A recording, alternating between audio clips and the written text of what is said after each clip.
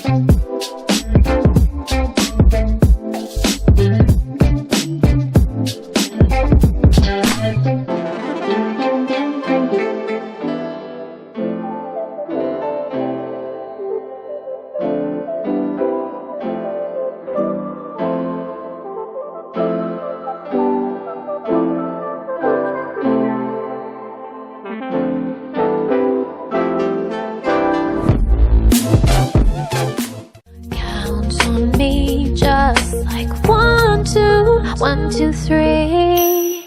You can count on me. You can count on me. You can count on me. You can count